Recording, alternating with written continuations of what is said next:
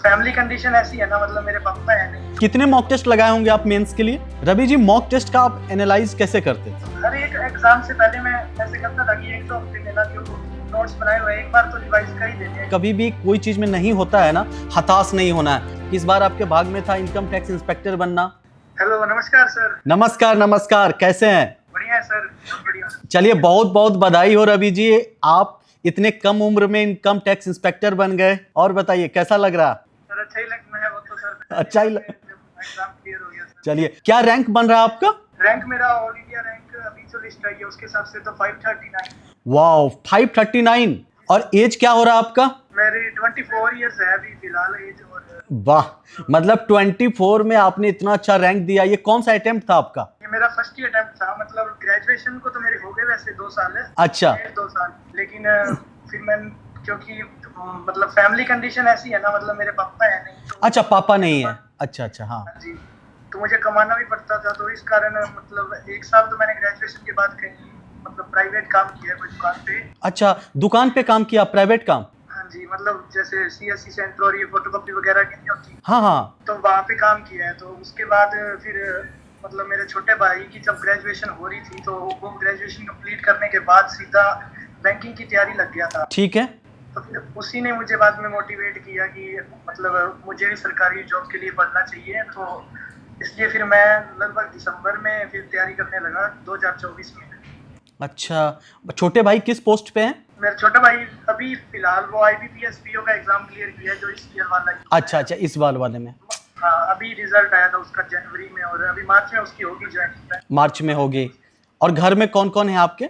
घर में सर हम 3 ही जने हैं। मैं हूँ, मेरी मम्मी है और छोटा भाई है। चलिए, क्या गर्व होता होगा अगर पापा होते तो अभी कितना प्राउड फील करते कि दोनों लड़के मतलब एक अच्छे पोस्ट पर। कितने नंबर बन रहे थे आपके मेंस में? हाँ बताइए। मेंस में मेरे 345 बन रहे थे। 345? तो मेरे प्री में 155 मार्क्स थे मेरे। मतलब क्योंकि पहले फर्स्ट टाइम अटेम्प्ट ही था और मतलब मैंने मॉक टेस्ट बहुत ज्यादा लगाए थे वैसे तो। कितने मॉक टेस्ट लगाए होंगे आप मेंस के लिए? मॉक टेस्ट मैंने 100 प्लस ही लगाए हैं। 100 प्लस, बहुत अच्छा। हाँ जी, मतलब और क्योंकि फैमिली फाइनेंशियल कंडीशन हमारी इतनी अच्छी थी नहीं, तो मॉक टेस्ट के लिए मैंने आईडी अपने किसी दोस्त से बोरो की थी।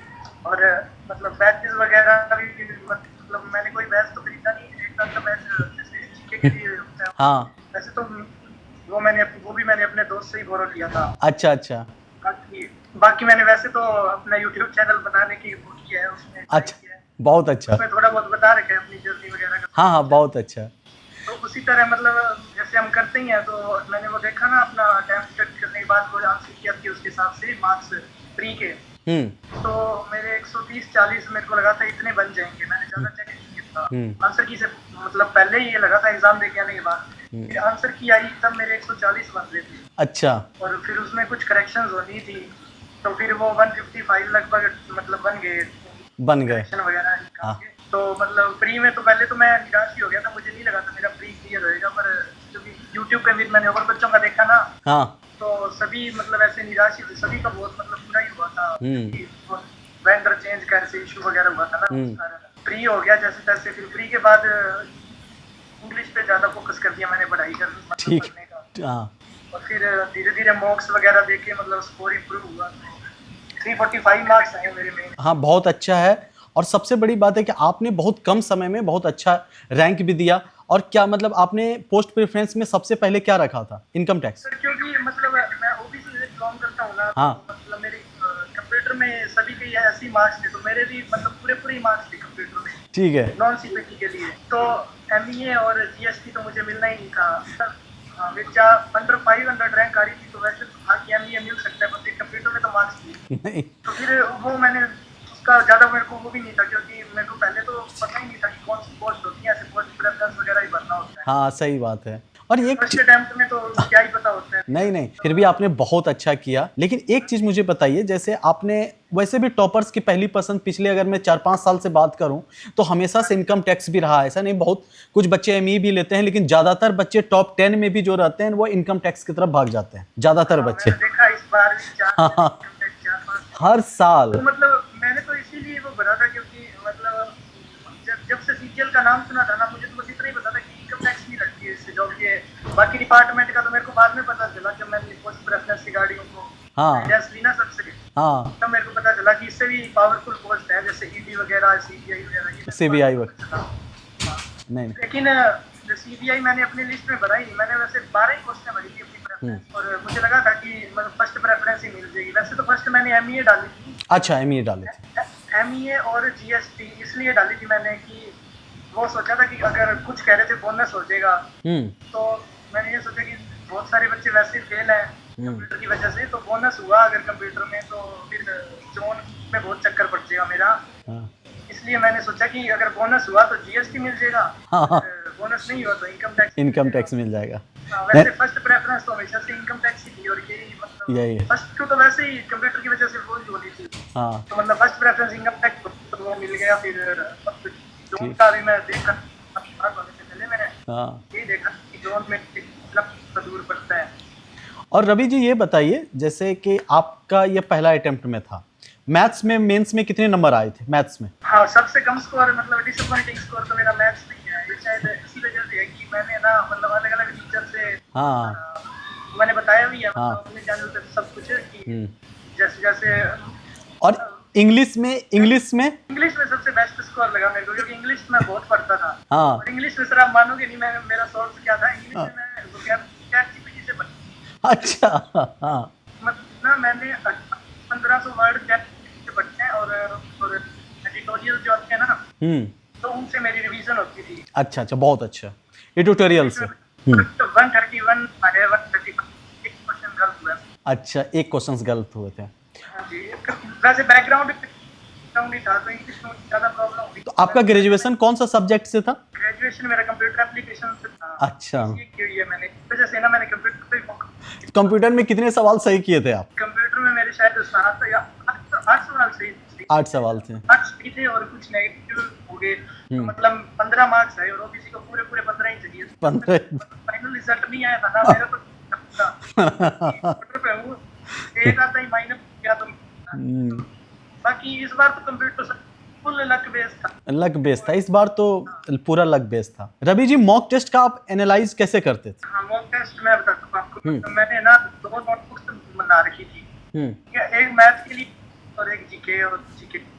मैथ का तो मैं ऐसे मॉक टेस्ट देने के बाद मैथ में जो क्वेश्चन मैंने पहले मेरे को तो मैं चेक ही नहीं करता, टाइम जो गलत है वो वाली मैथ वाली नोट करके देखता, या फिर जिनमें मतलब थोड़ी माइनर मिस्टेक होती है, मतलब आता है अपने को मिस्टेक भी हो जाती है। तो और मतलब मेंस में ज्यादा स्पीड पड़ता था मेरे, ठीक ठाक हो ही गया।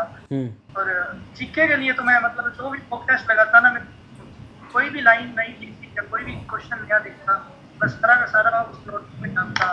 तो मतलब ज्यादा तो मॉक टेस्ट का ये असर हुआ है, रिपीट करना मैं इसलिए हाँ बार कंप्लीट तो एक ही बार की, और तब मैंने मतलब नोट्स बनाए और उन्हीं को मतलब बार पढ़ा, बार मल्टीपल टाइम्स रिवीजन करते थे। और मॉक के लिए आपने क्या किया, उसको एनालाइज करने के लिए आप अलग अलग नोटबुक बना लिए थे, जो भी क्वेश्चंस मतलब आपको अच्छे मल्टीपल टाइम ऐसे नहीं कि 3-4 बार, मैंने कम से कम 10-15 बार पढ़े होंगे वो। अच्छा, मैंने ना वो अलग अलग एग्जाम वो भी भरा ना, सीएचएस तक अपनी में रखी है अपने, उसको का क्लियर है। हाँ, तो और उससे पहले हरियाणा में मतलब हमारा कितने पेपर अभी तक क्लियर किए हैं? प्री क्लियर किए हैं सर अभी।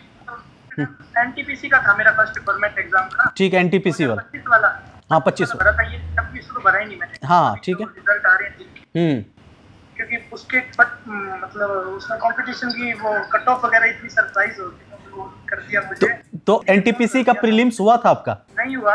अच्छा, एनटीपीसी का प्रीलिम्स नहीं हुआ। हाँ 2 नंबर से रहा था। अच्छा, एनटीपीसी प्री रहा था मेरा, 78 मार्क्स थे फर्स्ट अटेम्प्ट में। ठीक है। एनटीपीसी के अच्छा, प्री नहीं हुआ मेरा, 81 थी कट ऑफ, 25 वाला ही दिया था मैंने। और उसके बाद एनटीपीसी अंडर ग्रेजुएट दिया, उसमें 0.4 नंबर से नहीं हुआ। अच्छा, फिर एनटीपीसी 0.4 मार्क्स से नहीं हुआ, अंडर ग्रेजुएट वाला। ठीक है। फिर उसके बाद तो सीजीएल आना था सीधा।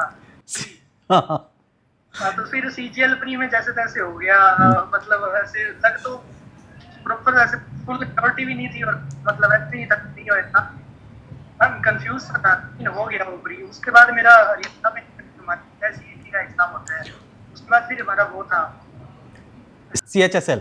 CET का होता है अच्छा, CET हरियाणा वाले का, हाँ होता है। हाँ। तो वो CGL से पहले था हमारा, तो उसमें भी मैंने फिर कंप्लीट जितना भी पढ़ा हुआ था नोट्स वगैरह, तब भी मैंने एक बार रिवाइज कर दिए। NTPC ग्रेजुएट वाले में नोट्स बनाए थे, फिर रिवाइज हो गए। फिर अंडर ग्रेजुएट देना था, उससे पहले रिवाइज हो गई। अच्छा, मतलब हर एक एग्जाम से पहले मैं ऐसे करता था कि एक दो हफ्ते में ना जो नोट्स बनाए हुए एक बार तो रिवाइज कर ही देते हैं कि वो भूलूं ना। तो इस तरह मेरी वो मतलब रिवीजन होगी। इसीलिए मैं बार बार बच्चे को बोलता भी हूँ कि मतलब कभी भी कोई चीज में नहीं होता है ना, हताश नहीं होना है। अगर आपका UG लेवल वाले में हो जाता है, NTPC में या ग्रेजुएट लेवल में हो जाता, में भी आज आप इनकम टैक्स इंस्पेक्टर में नहीं होता। उसमें नहीं हुआ, कुछ बड़ा लिखा हुआ था कि इस बार आपके भाग में था इनकम टैक्स इंस्पेक्टर बनना, 539 रैंक लाना। मैंने प्री दिया था, उससे पहले मेरी रिवीजन ठीक ठाक होगी, इसलिए प्री में इतना वो नहीं था, पर फिर भी हो गया। लेकिन मेंस के लिए मैंने फुल तैयारी की थी, फुल मतलब डेडिकेशन से। कितने घंटे पढ़ाई करते थे डेली? 8 से 10 घंटे तो मैं कम से कम पढ़ता था सर। मेंस से पहले तो फुल मैं कहीं जाता ही नहीं था, घर से बाहर तो भी जाता ही नहीं। और मॉक टेस्ट कितने, मतलब मॉक टेस्ट को हटा के 8 से 10 घंटे पढ़ाई करते थे? हाँ, मॉक टेस्ट लगभग कोई शॉर्ट ही नहीं थी, मैं ऐसे घंटे गिनता नहीं था। मतलब जितना कुछ टारगेट से बना लेता था कि एक मॉक टेस्ट तो देना ही देना है, या एक सब्जेक्ट का इतना पार्ट तो रिवाइज करना ही। वैसे ही इंग्लिश के लिए जैसे मैं प्रिपेयर करता था, 3-4 घंटे में जो वोकैबुलरी है उनका टेस्ट वगैरह देता था, वो देने ही देने हैं। मतलब वो मेरा वो पूरा हो जाता था, फिर मैं वो घंटे नहीं गिनता था मैं। और फिर भी अगर मेरे को लगता कि मेरा कुछ टाइम पड़ा है, बाकी कुछ है, तो मैं जैसे PYQ सीरीज और ये वन शॉट आते हैं जीके के, हाँ वो सही है। बाकी रीजनिंग और मैथ तो मेरी ज्यादा मॉक टेस्ट से ही हुई है। हाँ वो चीजें हैं, ये मॉक टेस्ट तो बहुत इंपॉर्टेंट है। जितना मॉक टेस्ट उतना स्पीड आता। अब घर में मम्मी तो बहुत खुश होगी। हाँ जी, अभी रिश्तेदार आए हुए हैं, नीचे बैठे हैं, मैं ऊपर। अच्छा, बहुत ज्यादा सब खुश होंगे, है ना? अब बताइए, मम्मी के लिए तो इससे बड़ा खुशी का पल कुछ नहीं होगा कि मेरा दोनों लड़का सेलेक्ट हो गया। एक बैंक में एक इनकम टैक्स इंस्पेक्टर बन गया, एक बैंक में PO बन गया। अब आगे का प्लान क्या है? छोटा भाई सिलेक्ट हुआ था ना, तब भी हम बहुत खुश थे कि हाँ ऑब्वियस सी बात, क्लर्क नहीं लगा, मतलब मैनेजर बन जाएगा वो। हाँ PO लगा। उसका उम्र क्या हो रहा है आपका छोटे भाई का? उसका अभी 23 साल का हो गया। 23 साल का हो रहा है। 22 की उम्र में लगा था वो, अब 23 का हो गया। 23 का हो गया है, मतलब उसका अप्रैल में ही आया, अभी बर्थडे था। अच्छा, वाह। आगे का प्लान क्या है कि आगे फिर SSC में ही रहना है या आगे की तैयारी करनी है? अभी वैसे तो फाइनली कोई प्लान नहीं बनाया है। मतलब अभी मैं ये एग्जाम देके मैं पढ़ाई तो कर ही रहा था कि मैंने ये सोच रखा था कि स्टेट PCS का दूंगा और CGL का ही दोबारा दूंगा। इसलिए मैं ना जीके का सिलेबस दोबारा करने लग गया था, तो उनसे दूंगा ही नहीं, फिर तो मैं कोई एग्जाम ही नहीं दूंगा। फिर तो मेरी होम डिस्ट्रिक्ट भी आज 2-3 साल बाद पर न वो नहीं हुआ, फिर जयपुर भी मैं। हाँ सही है, सही। इनके अलावा कोई मिल तो देना ही पड़ेगा, क्योंकि नहीं चलता आज। हाँ 1500 किलोमीटर नहीं, इस बार दे सकते हैं। फिर उसके बाद तो मैं तो यही बोलूंगा, अभी आपका कम एज है, UPSC को ट्राई कीजिए। और मैं चाहूंगा कि रवि जी आए और IAS अधिकारी बन के आए, और अच्छा लगेगा, है ना? 100% आप बनेंगे। आपका जो डेडिकेशन है, जिस करेंगे ट्राई, बिल्कुल जो आपका डेडिकेशन है, मैं देख रहा हूँ आपका जो डेडिकेशन है, जिस तरीके से आपकी जर्नी रही है, आप 100% सफल होंगे। और मैं फिर से आपको बधाई देना चाहता हूँ रवि जी। धन्यवाद। ठीक है।